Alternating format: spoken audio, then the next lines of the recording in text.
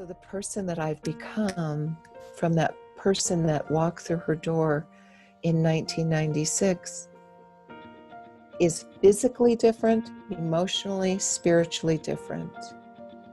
I am a living miracle. I do not say that from ego.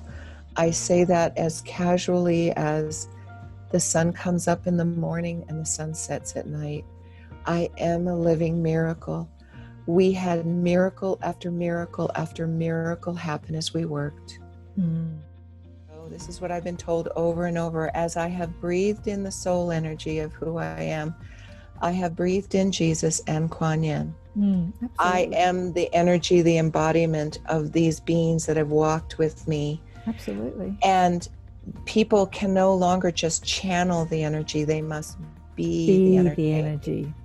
Be. And I've been shown that there are light sources all over the planet that are awakening and allowing the shift, because it cannot be done from the outside in. It must be done from the inside out.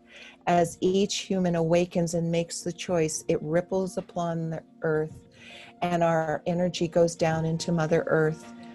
And we can make a difference. We can change the air currents.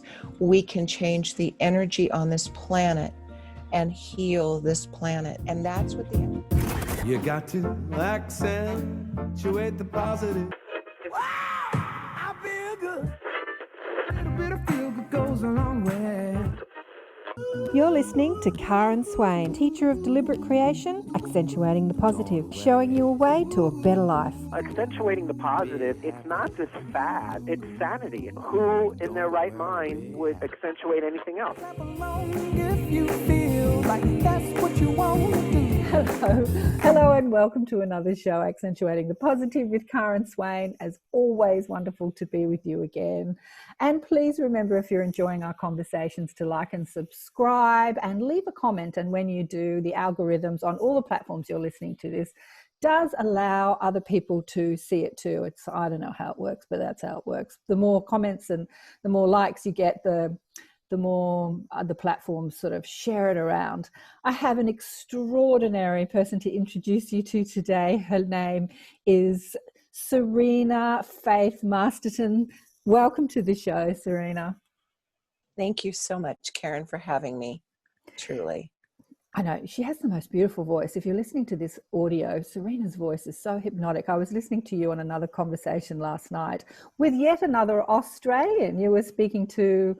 Yes. What was her name? Marissa? Marissa Calvi. And where is she in Australia? She's in Sydney. Ah, she's in Sydney as well. There you go. Mm-hmm. And I was listening to your voice. It was so beautiful and hypnotic. I was just thinking, wow, this woman has such a great radio voice. Thank you. I never thought of that. But your story and book are just fascinating, and the gorgeous Tanya, who I had on the show last week, introduced me to you. She was telling me before we had our conversation for the show, she was telling me all about you, and I think she gave me your email, so thank you, Tanya. That was gorgeous of her. Let me read your bio and we'll get into your story. So Serena-Faith Masterson was raised in a satanic cult and subject from infancy to covert mind control experiments aimed at splitting her identity. Serena developed over 300 unique personalities in her courageous fight to stay sane and alive. In her 40s, unaware of how different she was, losing her children to foster care and desperate to bring them home again, helped her embark on a program of self-healing.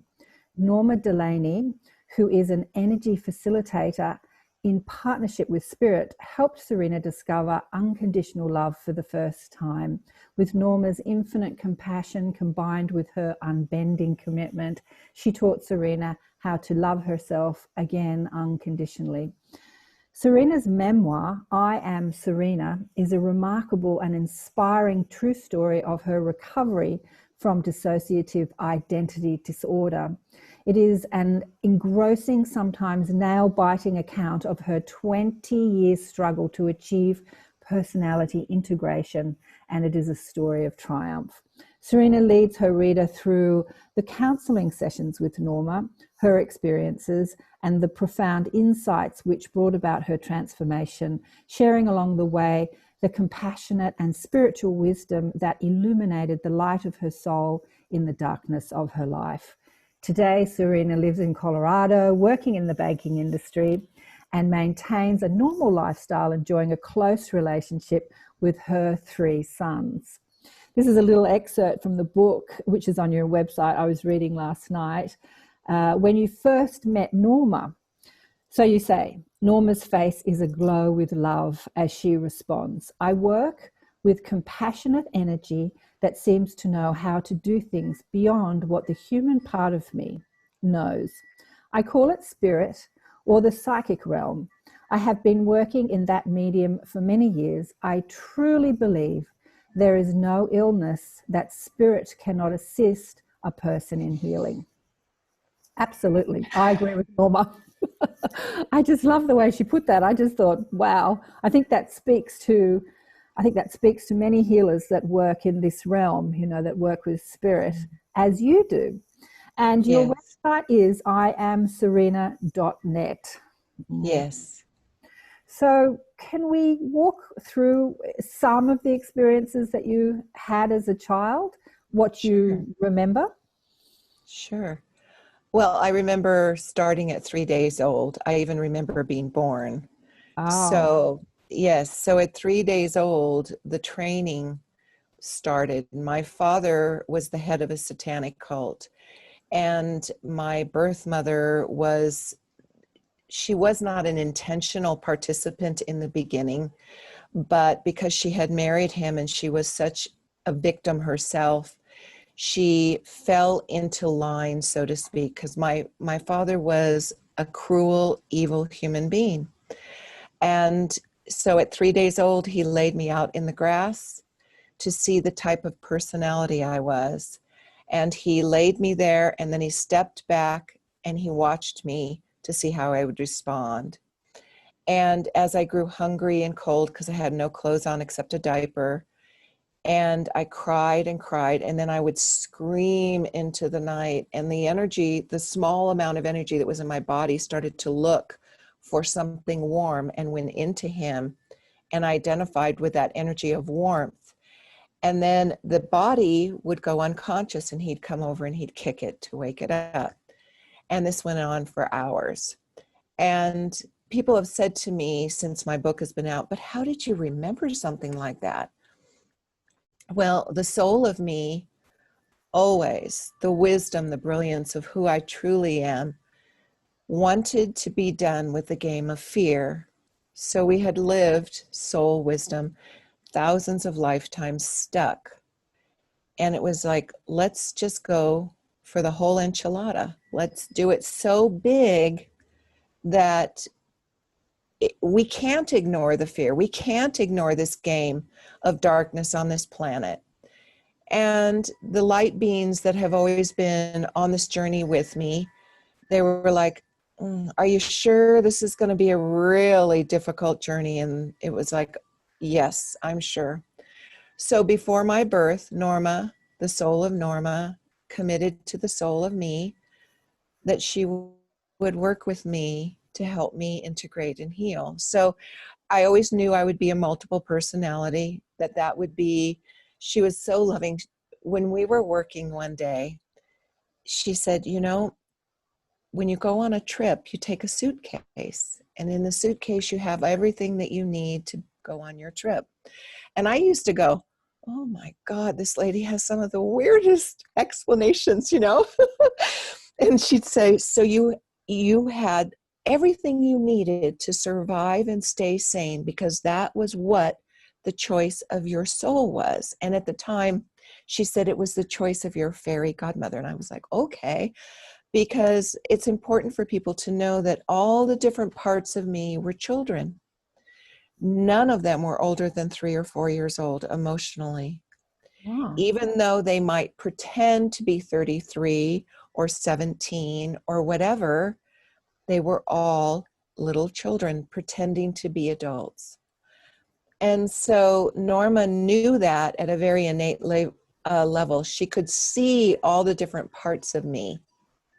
She could see Robbie and Toby and Charlotte and Daniel, and she could see Roberta and Mildred and Priscilla and all the different mothers. And so she could respond very easily when one person walked in and then they left and another person came.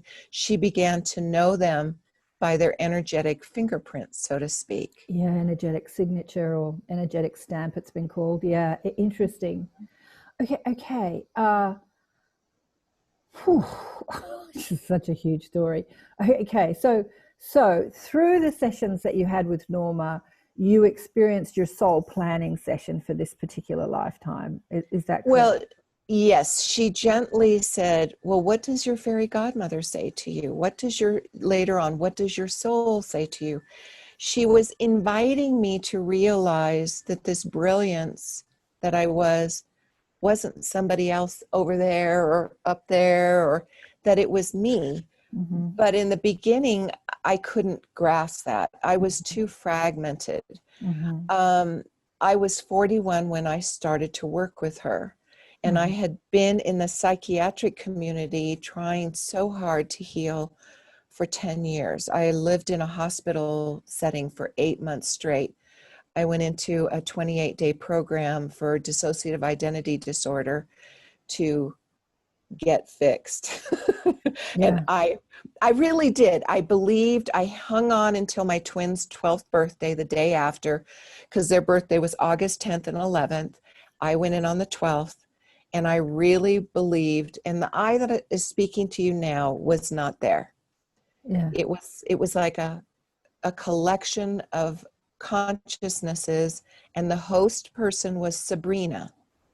And she was born into the body at 8 months old when my father put the baby in the toolbox and then put it into a hole. And these are very light memories, believe it or not. And my energy left, and my soul energy was birthed as Sabrina at that point. And she became the spokesperson for the whole of everyone. And she was the one that went into the hospital in the hopes that we'd get fixed in 28 days so that we could care for our 3 sons. And instead, it began the process that was beyond anything I could imagine, because I ended up staying in the hospital for 8 months straight. And my sons were put into foster care. So this journey has been very up and down, very volatile, very, very difficult. Can I ask, what happened to your parents? My birth mother, when I went into the hospital in 1993, by 1994, my doctor, who was a top-notch doctor in the field of dissociative disorders, he suggested that I maybe stop interacting with her. Now, I, at that point, believed that my father had been out of my life since I was 5 years old. And I later found out that was not true. But I don't have any interaction with him whatsoever. Haven't had since my 20s. Are they both still alive? No, the birth mother has died, but Right. he is still alive. Mother. I love how you said it. The birth mother. Okay. So, well, Norma is my mother in every way, shape, and form. So I have to be real clear. Yeah. Yeah. So, all right. So do you remember, I suppose you said at 3 days old, do you remember when you left the body and gathered the tribe? Come on, guys, we're going to do this together. Oh, yeah. Oh, yeah. How old were you? Well, I was in my 20s when things started to fall apart, so to speak. But let me explain dissociative identity disorder to you, okay? There is a paragram of, this is light dissociative abilities. Every human being is dissociative. Yeah. For instance, if you drive down the freeway and you're thinking of everything else, and all of a sudden you come to your exit and it's like, whoa, and you get off. Then there are some people that are mildly or pretty dissociative. I was on the very far end of dissociation. First of all, to have 327 distinct named personalities was unusual. Mm-hmm. The only reason I know all their names is because I began to journal and take notes from the tape recorder sessions that I would listen to, because when I was diagnosed in 92, I would go into the therapist's office and a minute later I would be ushered out and I would be very upset and I would be told, oh, you've been here the full hour. And so I started taking a cassette tape and recording every session. So I have hundreds of cassette tapes. I have hundreds of notebooks. And I started to write down every single name that would appear and talk to the doctors. Right. And I didn't believe it. All the parts of me didn't even know of the other parts of them. Yeah. So I didn't even know that I lost time, not until I was living in my little house in Colorado. And I'd been working with Norma probably at a good 10 years. And I said to her, do you know how long a day is? And she just laughed. She said, that is a statement of healing. And I said, but it lasts so long. And she said, yes, Serena, that's what most human beings experience. They get up in the morning and they're present throughout their day. And I was really surprised. I lived in a fantasy world with a meadow and a 6-story bright yellow house, and all the kids lived in the house, not the monsters and not the dark people, but all the kids and all the different mothers that would take care of the children. And I had multiple mothers that took care of my 3 boys too. Yeah. Yeah. I remember hearing you say on either Tanya's show or sorry, I've forgotten the other lady's show. Marissa show, that you were talking to a real estate or something, saying your boys said that, you know, you weren't there for them, and you said, no, I mothered you up until 10, and they said, you didn't mother us. You know, other mothers mothered us with your body, but it wasn't you. Yeah. Yes, because my youngest son, he has always been so honest with me, and he just was like, but Mom, you weren't there. It was somebody else. You see, when I talk about Robbie and him running up and down the aisles of Target saying, come see the toys, in the very beginning when I had been diagnosed and I didn't believe it, I see, even to this day, Robbie running up and down the aisles. I do not see a woman's body. When I write in the book about Toby going to a restaurant with Norma. Okay. We have to back up here because it's getting confusing. So Robbie is not your son. Robbie is a personality. Okay, yes. So I'm thinking you're talking about your son running up and down. Okay, so when you see Robbie, one of the personalities, which is a child, running up the aisles of Target, you're feeling like you're in a little boy's, you see a little boy running up, not a woman's body. Right. So when you have memories of your kids having birthdays or whatever, you see yourself as the mother taking care of your kids. Well, I don't. In many ways, my memories still have that personality in my memory bank as how it happened, because it was so vivid to me. It was so real to me. And it had to be for me to survive what I experienced for years.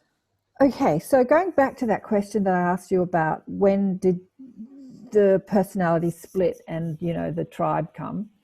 You don't remember how old you were when that was formulated, or that was a long period of times, but you discovered it as your conscious understanding when you're in your 20s. Like, it happened, but you were not really aware that it was happening. And then when you started healing, you got a better sense of what had been happening. No. So I started splitting at 2 months old. I was electrocuted. I was smothered. I had extreme trauma. I was starved. I wasn't touched for hours on end. So even in the beginning, I started to have splits of fragments of consciousness, of awareness.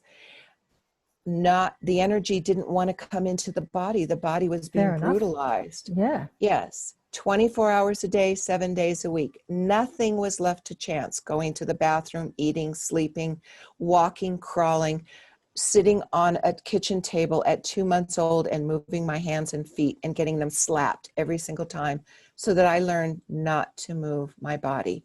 So there was fragmentation of consciousness even before personalities were born. Mm-hmm. Energy didn't come into the body as an identity. This is what is so hard for people to grasp. There was not an identity. There were pieces of consciousness that learned to cope and function. Does that make sense? Yeah, it does. You know, I'm thinking of another story.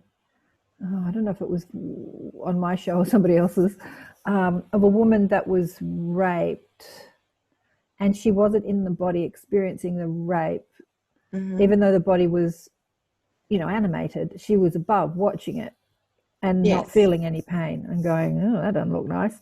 But, you know, just sort of before, and a lot of people say that when you die, you know, terrible deaths, that the consciousness will just step out before any pain is. Yes. So we can come and go at will. So you've obviously stepped out like, well, I'm not having this. And but so I energetically would step away, step back. And what happened was that became the way to live. The trouble was the child that was watching it would go, well, that's not me. Yeah. I don't care. I don't care. Now, remember, this is extreme. So I might have 20 different personalities birthed through one experience because the trauma is so severe. And so there's the extreme victim, there's the one that doesn't care, there's the one that's filled with rage, there's the one that wants to please daddy. And so they all have their jobs. They all have their purpose to keep the body alive and sane. And so this body didn't know, all these parts didn't know about each other until, let's see, probably close to 40. Okay. Yeah. There was so much dissociation, black walls between. Many times it was experienced like a wall of glass. So it was the brilliance of soul that kept me alive. It was this brilliance that wrapped her arms around these different children and created the rageful part to hold the rage. It created the part that pretended it wasn't her, created the part that would watch and go, I don't care. I had personalities called I don't care. For instance, at 3, I was tied to a tree and my father put honey all over me. And the hysteria going in all the parts of my body. And so a personality was born that was an ant. It was an ant. It was crawling on the body with all the other ants and it didn't care. Isn't that brilliant? Oh, yeah. Oh God, I can't even imagine what you've been through. Wow. No, and I don't want people, my book is not to talk about the trauma. No, I know. It's to talk about the healing. The trauma part of it is just, you know, it's just fascinating. It's just, you know, from a voyeuristic perspective, it's just fascinating. But the miracle that soul brilliance could take energy and continue to create it and create it and create it and create it, so that by the time I met Norma, all the parts of me, I was energetically huge. I had a part that was called the beast. And when he came into the body, he was 8 feet tall and he was huge. Daniel was 33 years old with blue eyes and curly blonde hair, and he was 6'2". Candy was 14 years old and she was skinny as a beanpole. I mean, every single personality was so distinctive, but it's what saved my life. Yeah. So you remember contracting this. You remember setting this up before you come. You remember designing this. I don't even creating this experience. this lifetime, that experience, this lifetime, and the healing and the teaching. You know, Yes. like the whole of it, the victim, the being healed, and then the teacher. So there's sort of like several sections. I chose to be born into the most evil place within the planet. So Hitler brought in the darkest evil that had ever been on the planet. Even Genghis Khan couldn't match Hitler. So Joseph Mengele was one of his officials, one of his close people, and he created MK Ultra. He was brought over by the CIA in the early 50s, and that program called MK Ultra was created, and my parents contracted me to that government. You're a part of that. Wow. Yeah, Hitler amplified the energy, that energy on Earth. I don't know if he brought it here. I think it was here, and it amplified during his time here.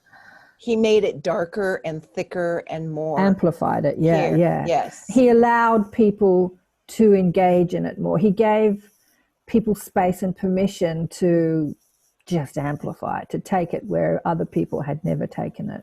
Yeah, it just expanded. Yeah.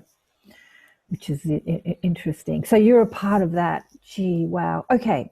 So the healing process, you met. How did Norma find you? How did you find Norma? That is what's so perfect, is I had read Cryon, the book that Cryon, yes, right. The End Times that Lee Carroll channeled. Yeah. And in that book, it resonated with me because Cryon speaks about how he honors humanity because we're so courageous and brave. We show up in these human costumes and whew, it's really an adventure, right? Right. And that resonated with me. And I wanted so much to go to a real actual seminar. And I was living with this man from the hospital program, this gentle giant. We pooled our disability checks, and then on the weekends I'd bring my boys to his house, and he never would get mad at my sons. He loved my sons. And he said, well, let's go. And I said, we can't afford it. And he goes, I don't care, let's go. And so I got up to the podium, Sabrina did, the host personality, and she just spoke honestly about how hopeless she was, that she didn't feel that all this work she'd been doing for 10 years and being in the hospital was hopeless. It was endless. All she was experiencing was memories, and she needed something more. She believed that there was something more. Now, I didn't know, the parts of me didn't know how psychic, intuitive, that channeling wasn't like anybody could just talk to anybody on the other side. It's just so easy peasy. I didn't know, And so I stood there shameless and shared with everyone. And Lee Carroll, he smiled and he pointed to his left and he said, see that woman, Norma Delaney? I think she can help you. And I will never forget, Karen, I looked at her and something went through me, and I knew at a level that wasn't human. And she came to me afterwards and she gave me her card and she said, I'm so sorry, but I don't live in Seattle. I live down in San Diego. And I said, I live in Los Angeles. I could come see you. And so I started the process of working with her once every 2 weeks and then once every week. And then I moved down to Carlsbad after a few years, and I was right next to her, and she talked to me every day, sometimes 7, 8, 12 times a day. She talked to me in the middle of the night. Yeah, I would wake up in absolute terror every morning. I don't know how to describe it. If you have ever felt terror, not fear, terror that is so mind-boggling you can barely breathe. And she would pick up the phone and she'd say, hello. And I would feel her energy and hear her voice, and I would know that there was another reality outside of the terror I had been living in. Even now, my whole being sings with joyousness. You know, the first time I went to her house and I looked at her up and down because I was taking pictures of her, I really was like a computer. I lived so different than human beings can comprehend. And she smiled at me and she said, come in. And she patted the couch and she said, come sit next to me. And all the parts, oh no. And Sabrina wasn't there yet. She was watching. And the body sat down with her back against the wall. And one after another, like popcorn kernels, popped out, talking to her and, you know, asking her questions. And Charlotte was like, I need to know, do you know how to work with a multiple personality? And switch, Roberta would come in and say, I've got to get my boys out of foster care. And then Priscilla would come in. And I mean, it was a revolving door of personalities. And Norma just sat there so still. And then Sabrina came out and she said, did that scare you? And Norma was like, no. Because Norma was in a space of, look at the brilliance. Wow. Yeah. Look at what this soul has done Yeah. to keep this person alive. And then Garrett walked through the front door and up jumped Robbie and he went running to Garrett. And So Garrett is Norma's husband. Yes. Right. And Robbie was 4 years old. And Robbie was a piece of the joy that was so integral to keeping us alive. He was joyous and he looked at Garrett. Wow, you're a boy just like me. And I didn't include in the book, he goes, I pee like you standing up. But I didn't put that part in the book. But he was just enamored with Garrett. And Garrett, as the years went on, adored Robbie, just loved Robbie, you know, and that's how I could be close to him in the beginning. But there was such a sense of safety, stillness. Norma was so still. Her beingness radiated an energy of such compassion, comfort, that very first meeting was so pivotal to the rest of our life. Yeah. So how many years ago was that when you first met Norma? March 29th, 1996. Oh, wow. Can I ask a question? I was telling a friend last night and he asked this silly question. I just have to ask it. I said, you know, that I was going to have a conversation with you today. And he goes, wow, that must be confusing. What about when you're eating dinner and one personality is a vegan and the other one likes meat? Is it confusing? These are the silly things that he thought of. And I thought, oh, I never thought about that. It's like you serve up a steak and then a part personality says, I can't eat this, I'm a vegan. Then another one pops in and goes, ooh, steak. But you know what? That's a perfect question. One of the first times that we worked together, Robbie said, I'm starving. And so Norma took him into the kitchen and made him half of a peanut butter and jelly sandwich. And even before he was done, Priscilla came out. She said, could I have something to eat? I'm so hungry. And Norma said, well, of course. And so she made another half of a peanut butter and jelly sandwich. Then the next child came out and the next child came out.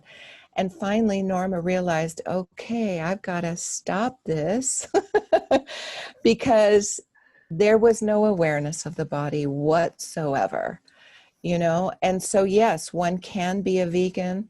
Like the body went into AA at 19 years old. But I have always wondered, did another part drink alcohol? Because I haven't had alcohol. The body hasn't since 19. But the soul was always the definitive jobs everybody had. Somebody had a job to eat a meal. Somebody had a job to get the clothes on. Another person had a job to brush the teeth. There were Mildred and Amelia and Felicia and Sabrina and Roberta, and they were all the mothers. So Mildred did the housework, and Lorraine played with them, and Roberta was one of the nurturers as best she could. And so everybody had their job within the jobs. But Norma would tell me when she'd say, Serena, when I worked with these core children, they didn't even know how to hold a fork. They'd pick the fork up upside down and the food would fall out, because I had been so abused all the time that I didn't even get natural, normal leadership guidance from my parents. When did you escape the family home? How old were you? When did you leave? I was 18 years old, but my birth father divorced my mother when I was 5. Okay. So I had believed that he was no longer in the picture. I Right. remembered that was part of the acceptable story. And my mother was an alcoholic that when I was 17, she flipped out and had to have electric shot treatment and blah, blah, blah. And that was the story that I had believed until things started to unravel. So I left the house when I was 18 years old and lived with friends.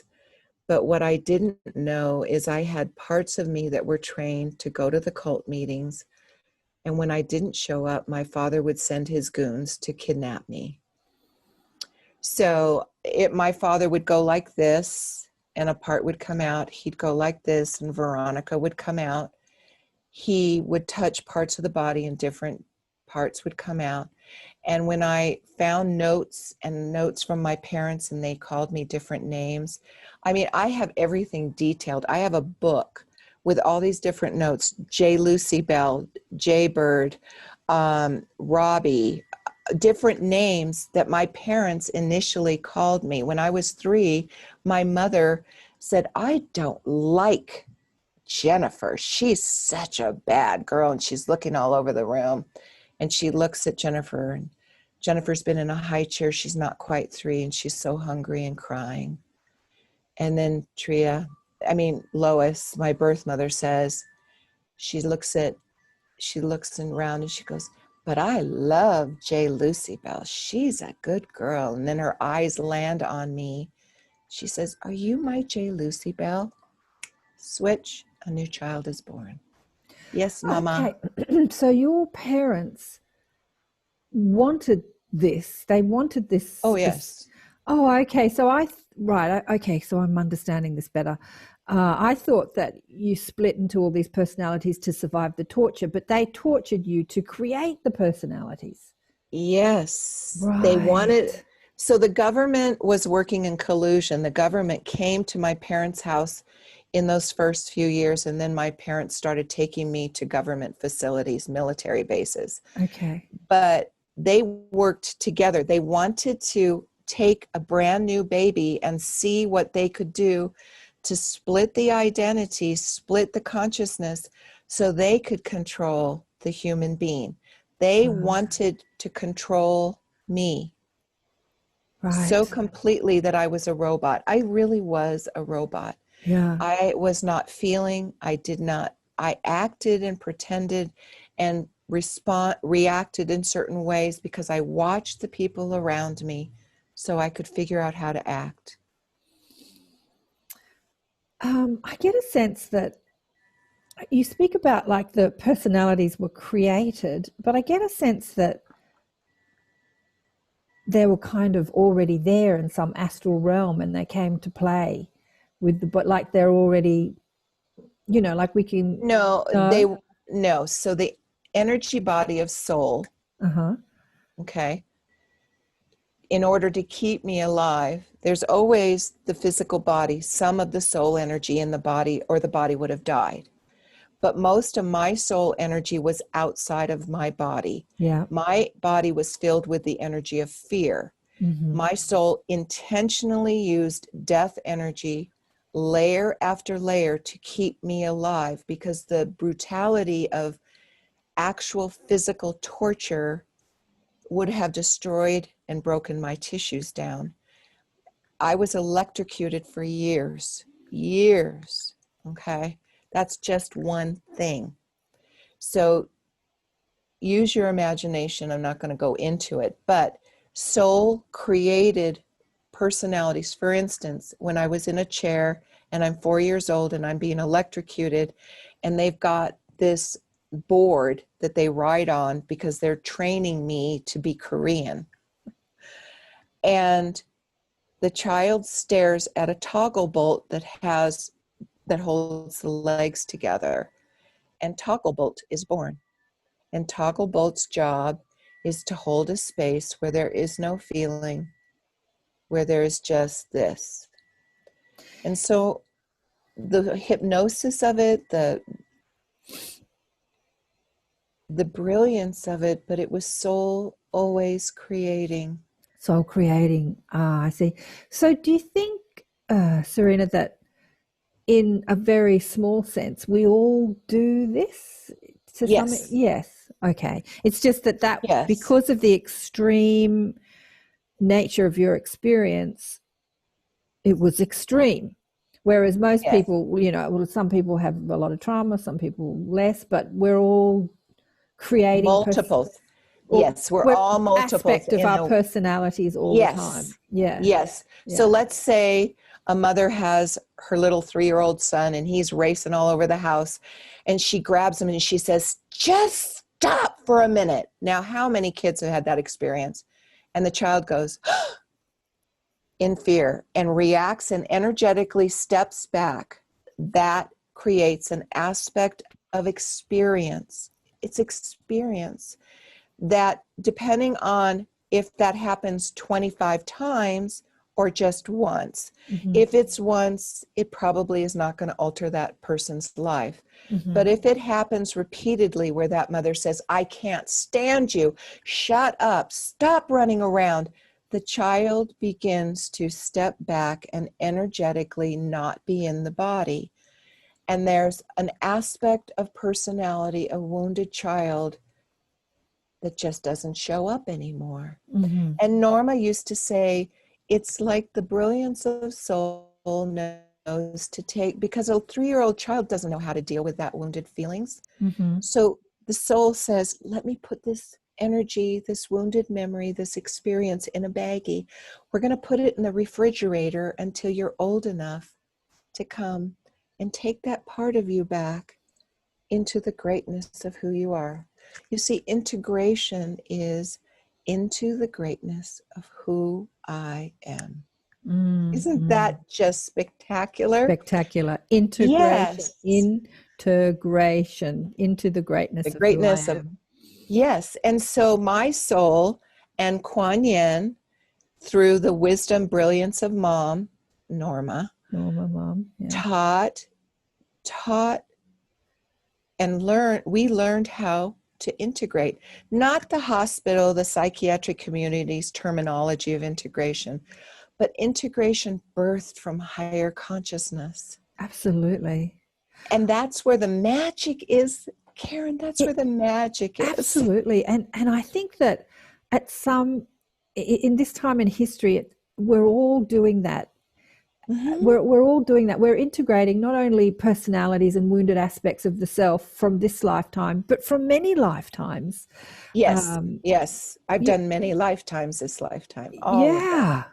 And as we do integrate and re-identify, with spirit, with soul, instead of with the wounded aspects of self, then the world changes. I feel like you've done so much work for the world, not just for your own life, but for the world. I feel like you've taken on this huge, and as you've integrated, I don't even know if that's the right word, but as you've re-identified with soul as opposed to all the little personalities created, because we're all creating personality all the time, as we've discussed. Let me share this with you, because you have touched on something. So what I learned was there was a group of entities working with Norma and I to bring about my integration. Norma didn't know what even the word integration meant when we met. So Yeshua and Mary Magdalene and Mary and Kuan Yin, the Brotherhood of Light, Saint Germain's, Zarathustra, so many of them, all together to help us walk.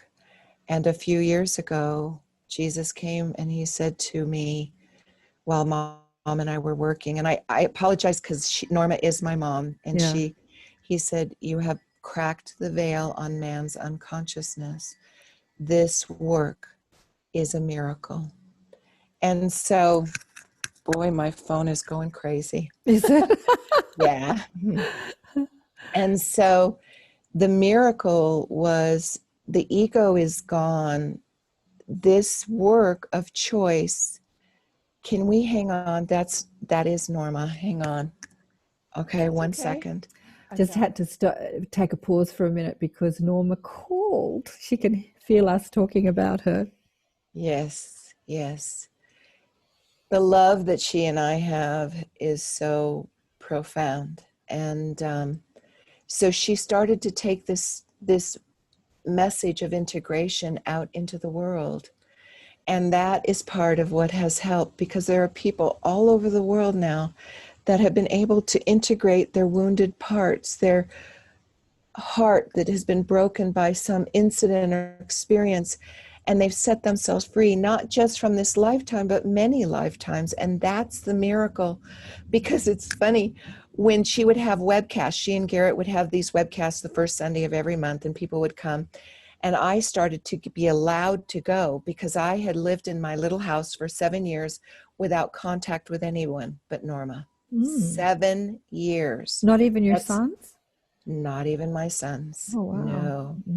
A very deep commitment. And so she said, okay, now you can start going to these webcasts. And I'd go, and people would come up to me and go, you're Serena. And I'd go, yeah. And I didn't know that she had been talking about our work all over the world. Right. Yeah, she celebrated this work. She said she felt she was she was in a university program. Yeah, absolutely.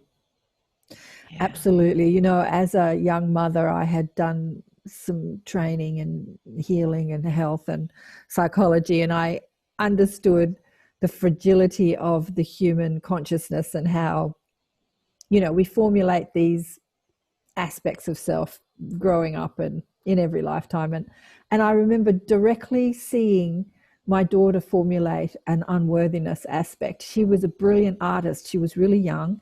And as her mother, I was always telling her that she was brilliant and beautiful and magnificent, and, you know, giving her positive affirmations. I remember studying it at school, saying that, hearing that a child by the age of 5 has had literally millions of negative affirmations. Don't do that. Don't be stupid. You're stupid. Shut up. Be quiet. You know, like, and so I made a point of drowning her in positive affirmations. And she painted a teapot, which I've still got today.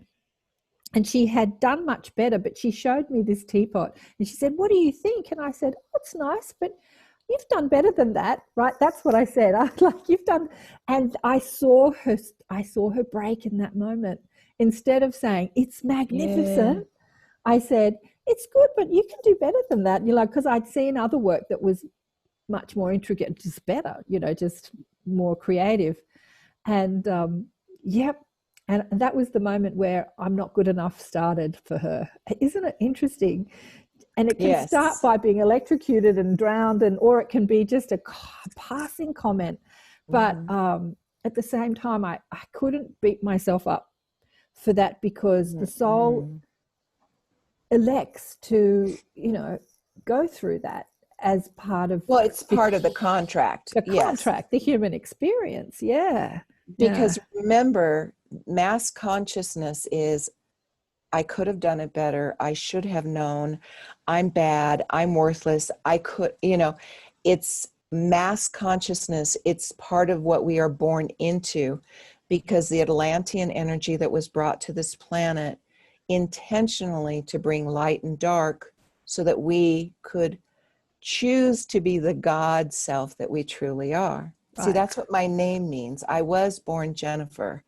But a few months before I met Norma, my soul said, I want you to change your name. But I didn't know it was my soul. I always had this awareness. And it said, we need to change the name to Serena-Faith Masterson because Jennifer is too much of a victim and we want to heal. And I went, okay, so go and legally change your name.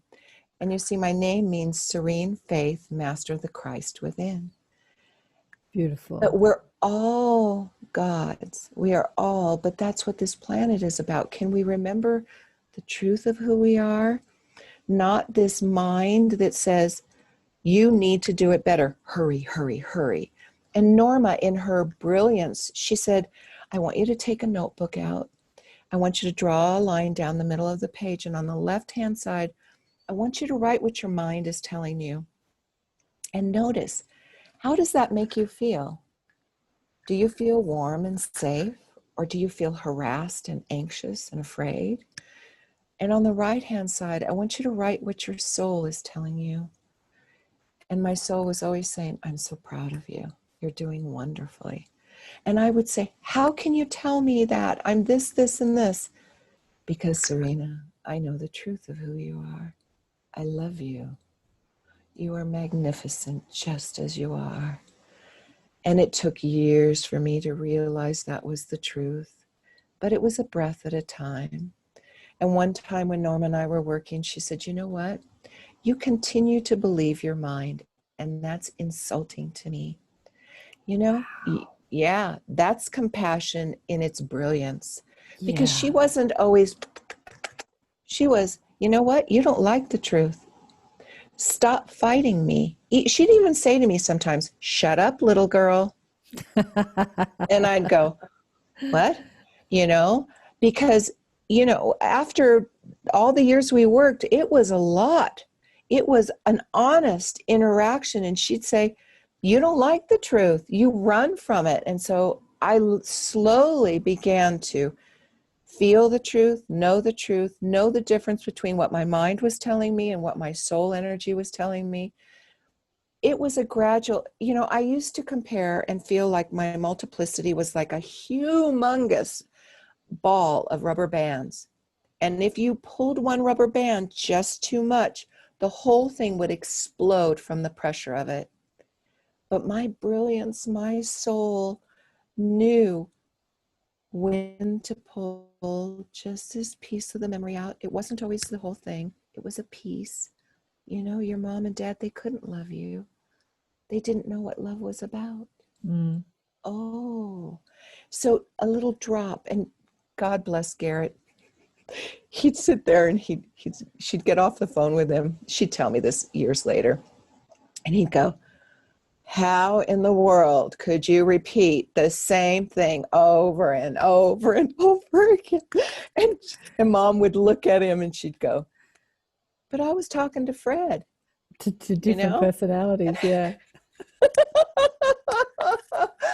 You know, bless Garrett, because, you know, it was hard on him. He made a commitment to stand with Norma. And when they moved to Colorado, they brought me with them. They packed up my house and they brought me with them. Wow. And they found this little house, and I've lived in this house for almost 20 years. Wow. And created a safe cocoon where I could truly begin to be birthed as Serena. You see, the Serena consciousness wasn't in the body at all. There was no consciousness called Serena. And she's the teacher. I am the whole thing now. The whole thing.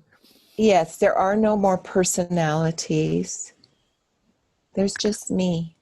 And the miracle is, you know, about 1.5 years ago, I started telling people at the bank that I had written a book and that I was trying to get it published. And for me, it was like letting me out of prison, because I had always felt like this life was my secret life. Not one person rejected me. They were surprised. Oh yeah, I used to be a multiple personality. Do you know what that means? And then my book came out, and nobody has said, this is an awful book. Everyone, people all in Evergreen have been reading my book and saying, this is profound.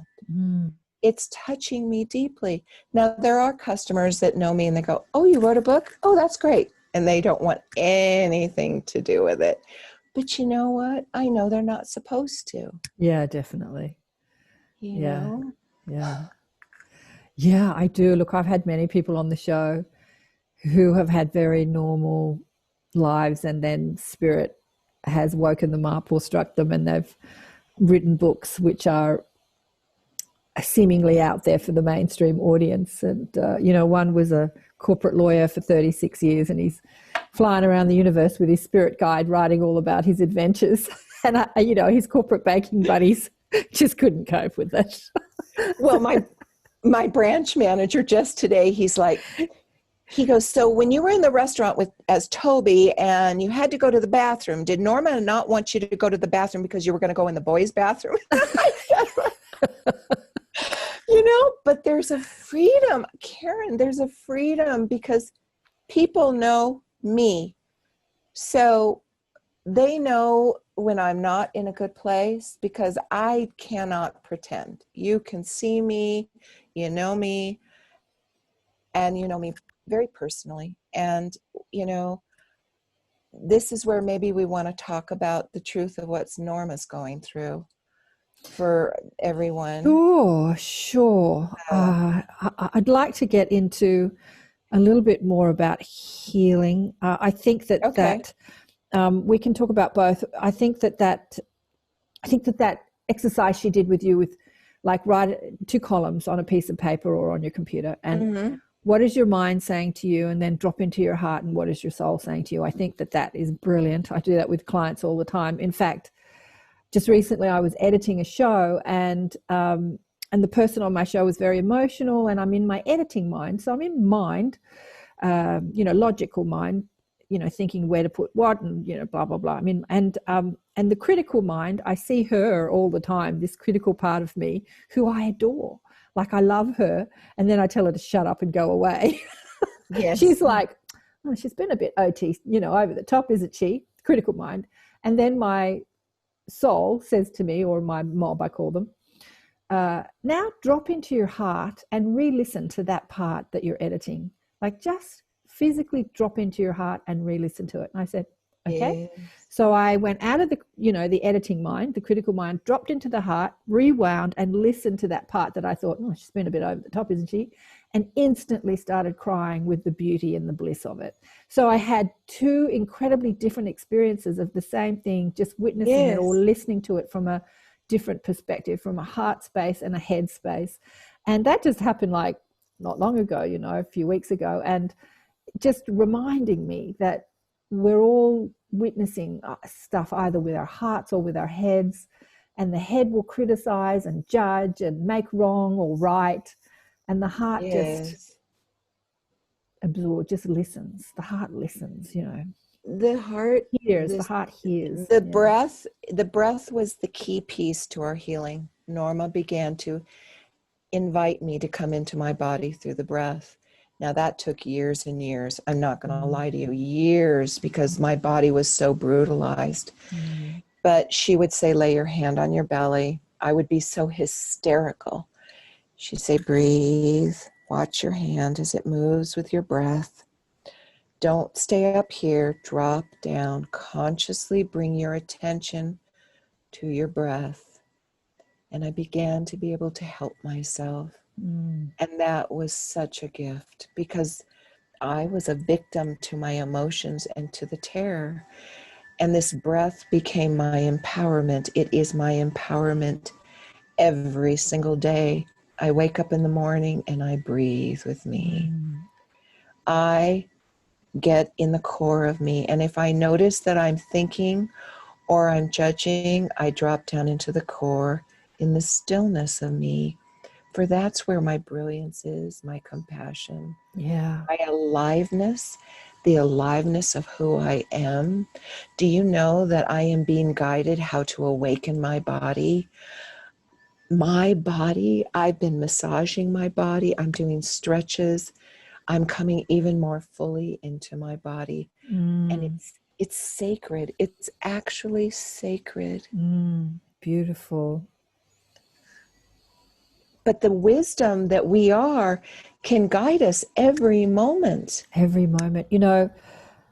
life throws these curveballs at us. You've had quite a few, a mountain of them. But, you know, recently I told you I postponed this conversation because my daughter had the incident, the shark adventure bit her.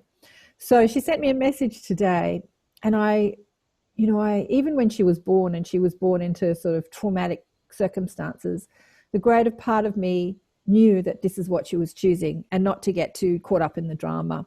And the nurses saw that as me being very detached from what was happening. And I just was in this, all is well, this is what she's choosing. And it's the same with the shark bite. All is well, this is what she's choosing. And people are all in the drama of it. So she says to me this morning, I went through some pain for the first time being off the meds last night at 2:00 in the morning or 2:30. And I just breathed and I did Reiki on it. And the pain went away. It's like, it worked. And I'm like, I've been talking about this stuff for her whole life, right? But she needs to experience it to understand it, that it works. She just can't hear it from mum or any teacher, really. She has to experience it. Like, let's get a shark to bite me to experience how I can control pain. But that's it. Norma would say to me over and over, I cannot do this for you. Right. You must do this for you. Yes. And I was like, what? I want you to do it. I want your wonderfulness to splash all over me and make me good, make me well. Yeah. It doesn't work that way. Everybody must choose for themselves. Yes. Absolutely. Oh, absolutely. So let's talk about Norma. You know, she's just called, she's going through her own experience right now. Norma is letting go of this life. She is transitioning. Most of her is on the other side already. How old is she? So she's going to be 85 next month. And I called her at lunchtime on July 22nd, and she was driving home with her caretaker, Lynn, and she said to me, the doctor says I'm dying. And what? And we had known she wasn't feeling well. She and I had been working together, but never, ever, now looking back in retrospect, I can see that it's been going on for a long while. Mm-hmm. And so I was sobbing, and I went to work sobbing. And I said, I can't work today. I felt like I was dying. It was one of the biggest fears I've ever had over the years. Don't die, don't die. You're not going to die for a long time. And I'd watch like America's Got Talent and see a 95-year-old woman and think, okay, mom can live to be 95. It was terrifying. I had lived the experience of death so intimately because of living in the cult that I was terrified of losing her. I didn't know if I could survive. And what the miracle has happened, what I realized, is Norma needed to present death in my face, not just life and love and compassion. And you have to understand, and this is the first time I'm talking about it this globally, this commitment that we made was 1,000,000%. Not one thing could be left out of this choice of her honoring me.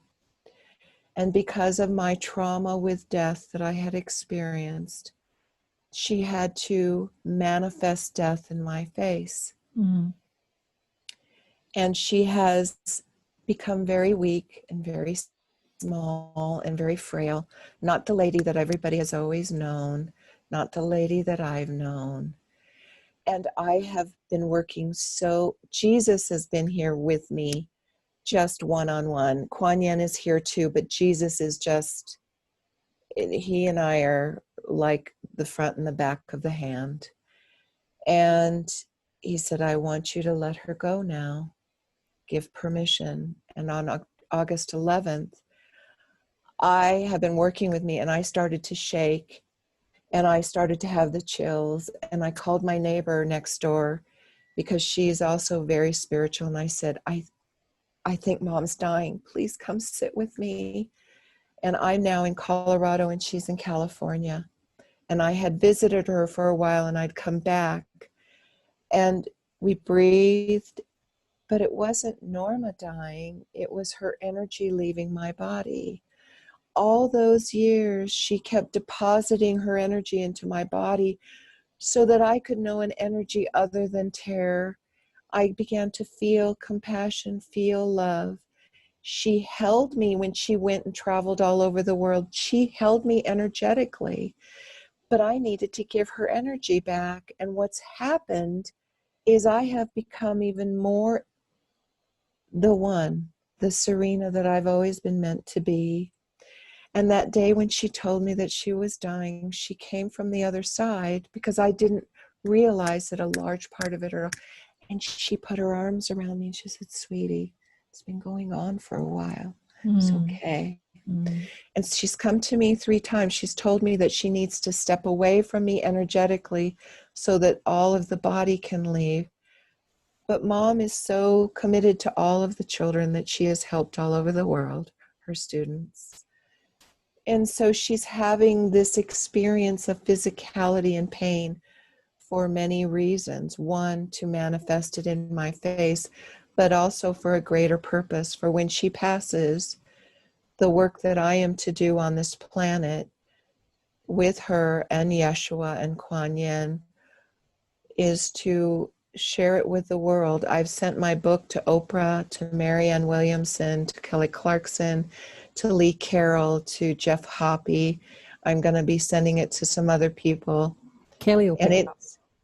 Yes, she loves human beings. Whoa. Kelly's gorgeous. Kelly's going to pick it up. Yeah, and so is Marianne Williamson. She was running for president from Higher Consciousness. When you say so was, I'm trusting. Is she no longer running? Okay. No, it's Trump and Biden, but let's not get into politics. So she's been kicked out of the race, has she? Yes. Okay. But her message got out there. She planted some seeds. And so I'm just trusting how things are evolving. I never would have guessed that I would be at the bank still and have people come up to me and go, "Serena, oh my God, your book, it touched me so deeply. It's given me healings," and blah, blah, blah. I mean, so I cannot plan even this experience with this woman whose body and face and eyes and hands, I know intimately that she rocked me and wrapped me in a blanket and fed me yogurt, and she held me, and now she's passing and I'm not deteriorating. Yeah. Do you know the strength that gives me? Absolutely. Absolutely. And she's not going anywhere. I mean, her body might disintegrate, but she'll be with you forever, you know. Oh, yeah. Yeah. You know, the thing about, I remember witnessing Esther Hicks from the Teachings of Abraham go through the transition of her beloved Jerry, and they were such a partnership in the work they were doing in the world. And Abraham would say through Esther so often, "You just have to get over this death thing. There is no death." And she had said that so many times. And yet, when she went through her own experience of it, you know, she fell apart. And the words that resonate, that came out of her so often did not help until she reestablished her relationship with Jerry from that perspective. And now she speaks so openly about how she's closer to Jerry now than she was when he was in his physical body, because he and her are one, flowing through the same body many times. And you know, there's an intimacy that is so delicious that she didn't experience while he was, you know, while she would focus him through another body. Yeah, right. Because there are always some walls and stuff. And Jesus says, "Serena, we will be flowing through you, feeding you energy." I mean, Garrett and I are closer now because there is an issue of him being a man, because I'm not in pretend. When that person physically lets go of the body completely, I'm going to cry, I'm going to grieve, but I know I'm not going to disappear and die with her. Yeah. I am here, and that's the gift that she gave me. She is giving me. I got to go and spend 12 days with her, and minister to her body and help her walk. I gave her a pedicure and a manicure. I stroked her head. I said, I love you, Mom.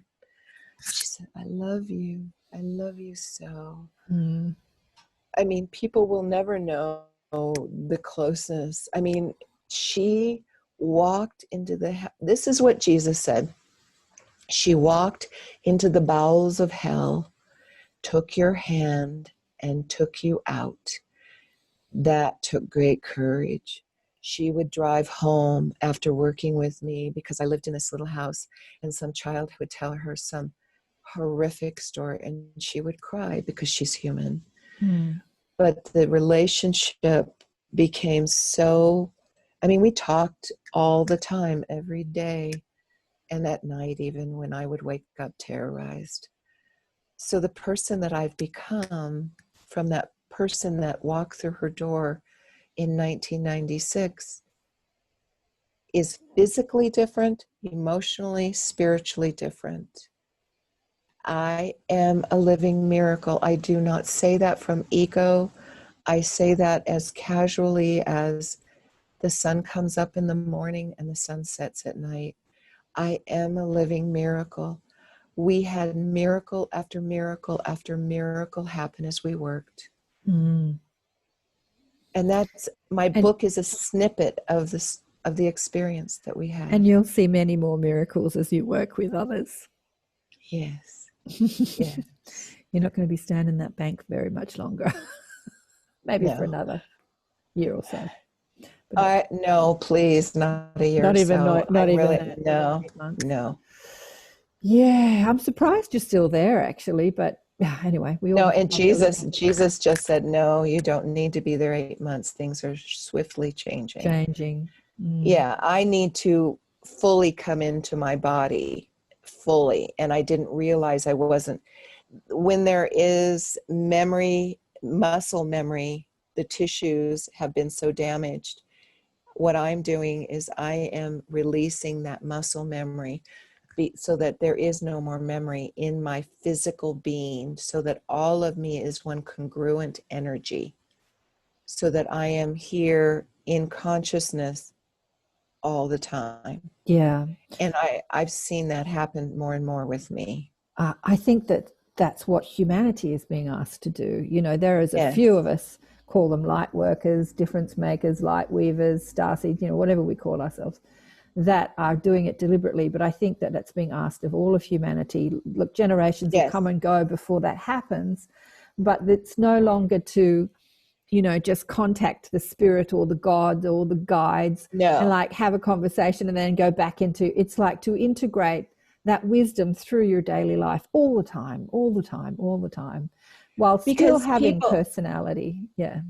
Because people don't realize that this is not said from ego. This is what I've been told over and over. As I have breathed in the soul energy of who I am, I have breathed in Jesus and Kuan Yin. I am the energy, the embodiment of these beings that have walked with me. Absolutely. And people can no longer just channel the energy. They must be the energy. And I've been shown that there are light sources all over the planet that are awakening and allowing the shift, because it cannot be done from the outside in. It must be done from the inside out.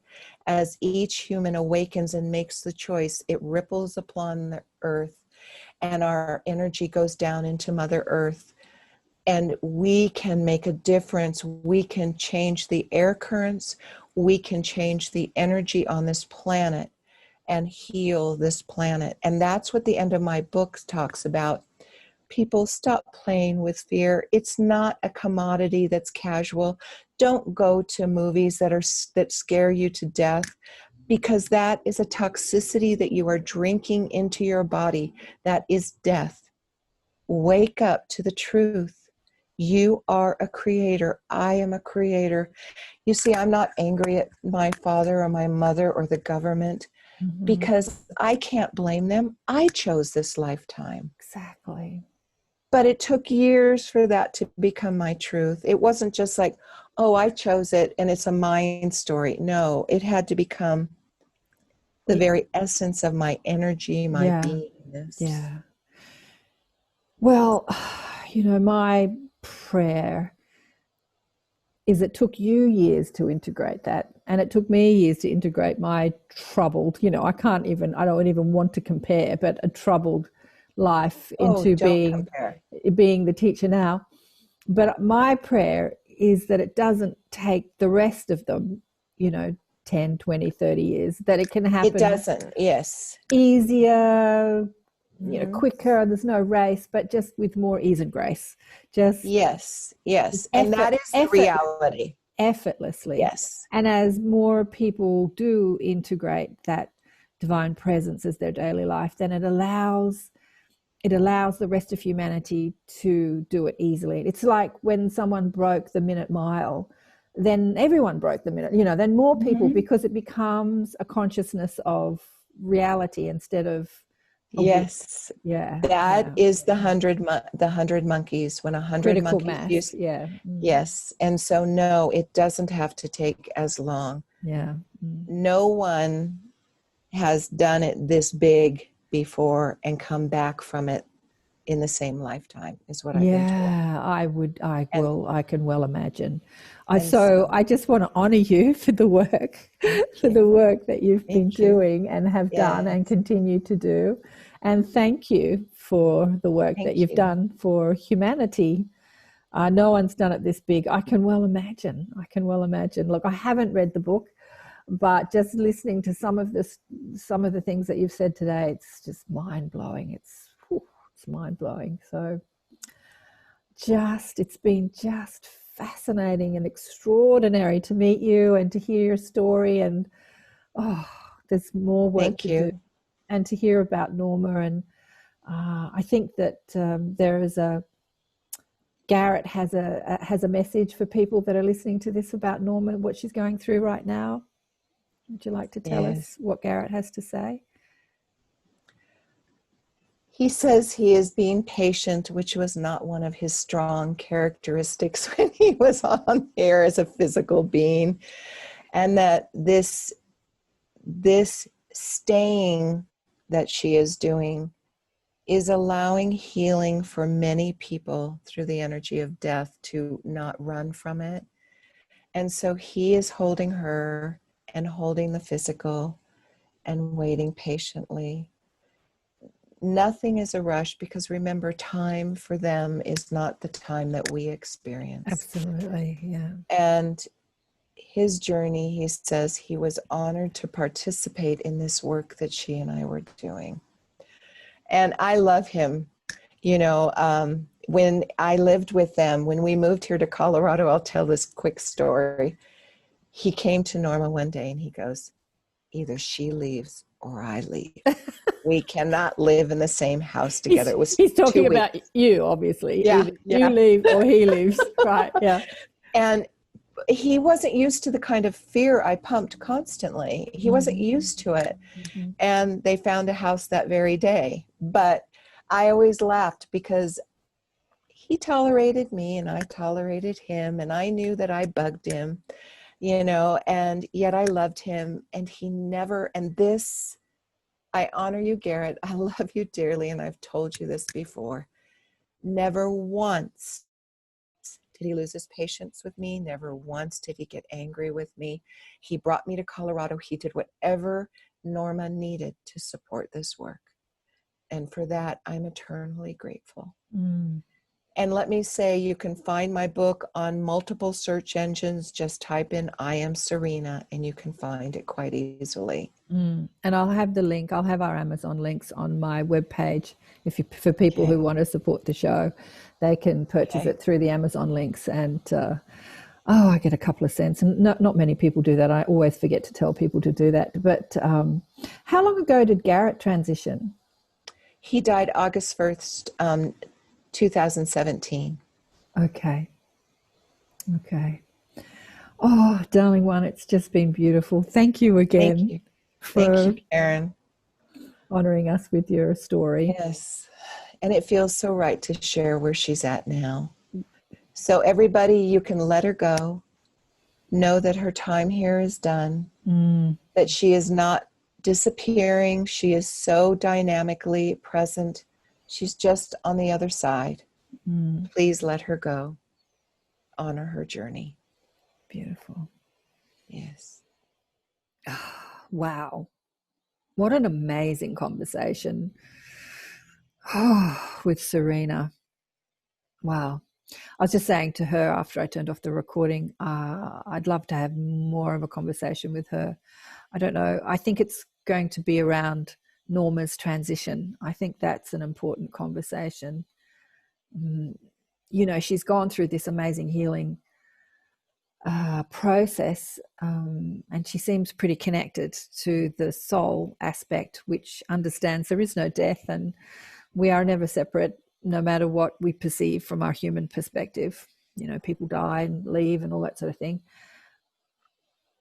But knowing it and living it are two different things, aren't they? So as she said, Norma's giving her the experience of experiencing the fact that there is no death. I mean, she's had it with, what did she say Norma's husband's name was? But yeah, she's chatting. You know, the thing about Serena is she's so amazingly psychic. She's like channeling all the masters and can speak to all the dead people. And it was all a part of her journey with the personalities, that connection with her psychic, or that development of her psychic abilities, or you know, the soul and the consciousness is just so complicated, isn't it? There's so much to it that we don't understand from our human perspective. It's so fascinating. I find it fascinating, don't you? Just fascinating. I'm sure that beings that watch humans here on Earth play with consciousness and being human and having personalities find it fascinating too. I'm sure we're the best sitcom program in the universe as beings from all over the cosmos are watching us go through our human experiences and human journeys, and playing with consciousness and fear and all that we do. Just fascinating. Yes, I haven't read the book, but she's going to send me the book so I can read it. Sounds like a pretty amazing book, I Am Serena. And if you do want to support the show, I will have the Amazon link on my webpage. If you want to buy it through the Amazon link, it will give me a couple of cents. You know, I don't rely on that money, but I do it as part of a way to, you know, monetize this show, which of course I put out for free, and I take off all the ads. If you do see ads on my shows, it's because of copyright material. When I interview or have conversations with people who are musicians and I play their music, YouTube or other platforms hear the music and they put in a copyright claim, and then they put ads on my shows because they give the revenue from those ads to the musician, which I'm happy with, I'm fine. But I'm trying to take off all the ads on my shows, but I can't help that when that's not in my control to take those ads off, when YouTube just decide to put the ads on and because of copyrighted material like music. Oh, what a fascinating conversation. I hope you enjoyed that, and I hope you enjoy her book. Yeah, she's done some big work. She's done some amazing work in the world. Just amazing. Beautiful. I don't know really what else to say. I'm sort of like in awe. I'm in awe. Who's coming up? I don't know. Lots of people. I know that Mary Rodwell's coming up next month in the Inner Sanctum. Where are we? September. At the beginning, I think 6th, 7th of September. 6th in the US, 7th here in Australia as a guest. And I've had Mary on the show many times, and in the Inner Sanctum, she's just a wealth of information about star children and the new human, and her book's amazing, The New Human, just amazing. And yes, I love you all, and if you want to join, please join, and I'll see you soon. Thanks for listening and watching. Bye for now.